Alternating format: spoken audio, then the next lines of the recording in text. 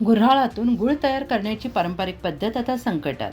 छत्रपती संभाजीनगर जिल्ह्यात पारंपरिक पद्धतीने ऊसापासून गूळ तयार करण्याचा व्यवसाय आता आव्हानात्मक बनला आहे. गुऱ्हाळ वापरून तयार होणारा गूळ कोणत्याही केमिकलशिवाय नैसर्गिक पद्धतीने बनवला जातो, जो शरीरासाठी अत्यंत उपयुक्त आहे. गेल्या अनेक वर्षांपासून हा व्यवसाय पारंपरिक पद्धतीने चालत आला आहे. तरीही गुऱ्हाळातून गूळ तयार करताना मोठ्या प्रमाणात मनुष्यबळ लागत असल्यामुळे आजकाल त्यासाठी आवश्यक मजूर मिळत नाही. परिणामी या व्यवसायाला पूर्वीसारखी गती राहिलेली नाही. गुऱ्हाळ चालक रशीदभाई आणि मोतीराम राठोड लाल शर्ट यांनी सांगितलं की व्यवसाय टिकवण्यासाठी मनुष्यबळाची गुऱ्हाळ चालक रशीदभाई आणि मोतीराम राठोड यांनी सांगितलं आहे की व्यवसाय टिकवण्यासाठी मनुष्यबळाची तातडीनं गरज आहे, अन्यथा ही पारंपरिक पद्धत हळूहळू लुप्त होण्याच्या मार्गावर आहे. काय सांगाल, किती वर्षापासून हा व्यवसाय करताय आणि कशा प्रकारे आपल्याला याचं हे करायला लागतं? आता बऱ्याच दिवसापासून 20-1 वर्षापासून करतो मी. बोला. आणि गावरान गुळ हे भेंडीपासून तयार केलेला गावरान, प्युअर गावरान आहे, बिन केमिकल. बरं, ऊसांना काय त्रास होतो किंवा कशा प्रकारे आपण याचं हे करतात? याला मनुष्यबळ लागतं, कितीला मनुष्यबळ लागतं किंवा मनुष्य मिळतात त्याला? नाही, मजूर लागतं भरपूर. मजूर लागतं, ते 10 ते 15 लोक लागते याला, तेव्हा चालतं ते, नाही तर चालत नाही. काय अडचणी येतात गुऱ्हाळ समजा चालू करायचं म्हणलं? म्हणजे त्याला म्हणजे ऊस पाहिजे, ऊस लागतं, ते कापणार आणणार. हा, काही हे भुसा लागत लागू नको. आणखी काय अडचणी येतात? अडचणी मजुराची फक्त, बाकी काही नाही. मजूर लोक भेटत नाही त्या कामाला. काय वाटतं आता गुराची संख्या कमी होत चाललेली त्याबद्दल? हा, त्या मजुरामुळं मजूर नाही भेटत म्हणून कमी झाले.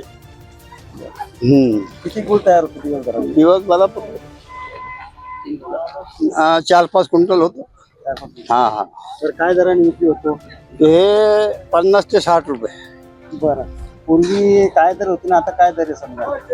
दरामध्ये काही वाढ झालेली? हा, वाढ झाली ना, ऊस महाग झाला तर मग हे बी वाढलं ना. हे लागू मत.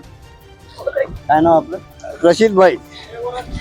कशा पद्धतीने सध्या गुळ तयार केला जातो? ऊसापासून आणतो. ऊस बाहेरून शेतकऱ्यापासून विकत घेऊन ऊस आणलं जातं. मग याच्यामध्ये क्रिसरमध्ये टाकल्याच्या नंतर ते हौदामध्ये त्याच्या आधान, मापाचा आधान राहतो.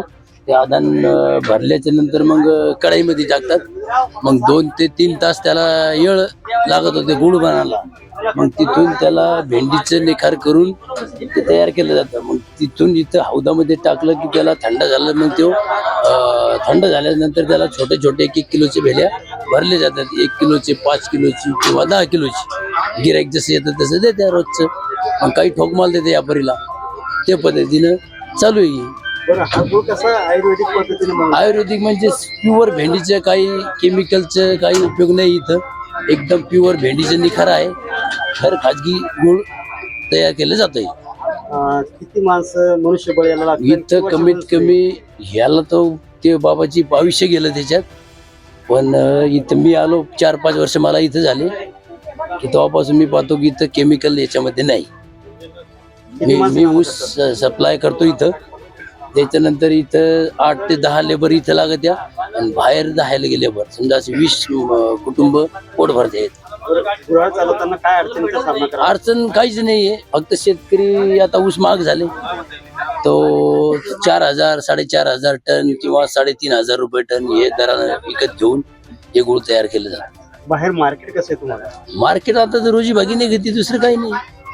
रोजी भागीचे त्यांची मजुरी, तोडणाऱ्याची मजुरी, आणणाऱ्याची मजुरी हे नाही घेते, दुसरं काही नाही.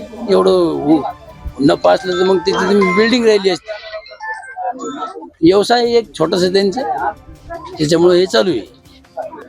हे एक त्यांची पारंपरिक चालू आहे म्हणून हे व्यवसाय त्यांनी पूर्वीपासून चालू केलेला आहे. त्यामुळे हे चालू आहे. इथे 10 लोक मजूर पोट भरत्या, त्यांचं बी चालतं, मजुराचं बी व्यवसाय चालतं. त्यामुळे व्यवसाय सुरू ठेवलेला आहे त्यांनी. काय नाव? मोतीराम राठोड, कुठले? टाकळी.